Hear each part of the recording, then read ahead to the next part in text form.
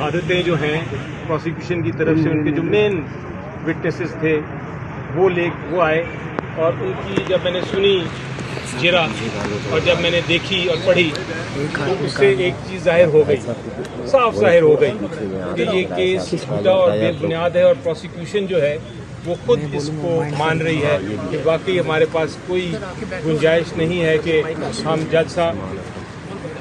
हम जज साहब के ज़रिए किसी किस्म की सज़ा ले सकें।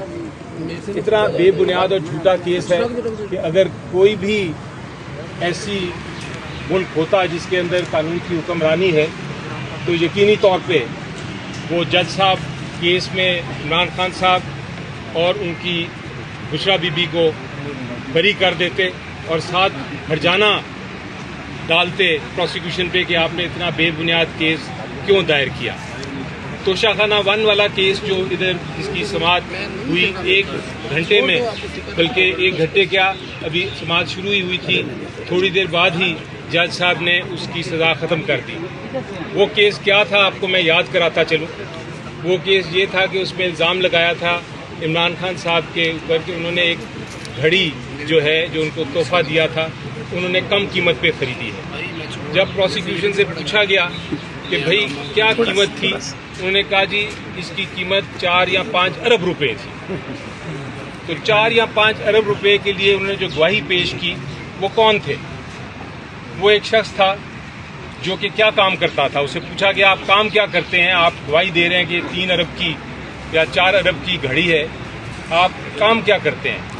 तो उसने जवाब दिया, जिरा में जवाब क्या दिया कि मैं एक स्पेयर टायर शॉप में पार्ट टाइम सेल्समैन, यानी टायरों की दुकान वो चला रहा था, पार्ट टाइम सेल्समैन था और गवाही दे रहा था कि कोई बड़ी टेक्निकल घड़ी है जो कि 3 या 4 अरब रुपए की है। जब उसे पूछा गया कि आपने कहाँ से ये पता किया, आपके पास कोई ऐसी डिग्री है, तो उसने कहा कि जी मैंने मैट्रिक तो पास ज़रूर किया था लेकिन एफए में मैं 3 बार फेल हो गया था, मेरे पास किसी किस्म की नहीं है डिग्री कि मैं ये कर सकूं पता कि कितने की कीमत है इस घड़ी की। तो पूछा गया कि फिर आपने पता कैसे किया?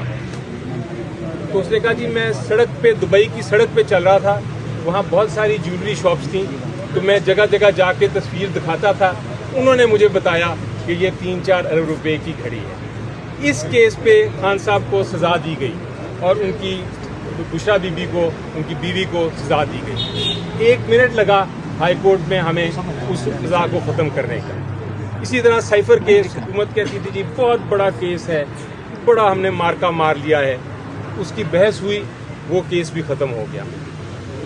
इद्दत का केस था, शर्मनाक केस बनाया गया था। जब इंटरनेशनल दुनिया में उनकी बेइज्जती हुई जिन्होंने बनाया था, तो उसके बाद वो केस भी इमीडिएटली जब ऊपर आया तो ख़त्म हो गया। तो यही केस अल कादिर का है, जिस तरह मेरे दोस्त ने फरमाया, सलमान राजा साहब ने, उसमें वो भी बिल्कुल बेबुनियाद और झूठा केस है।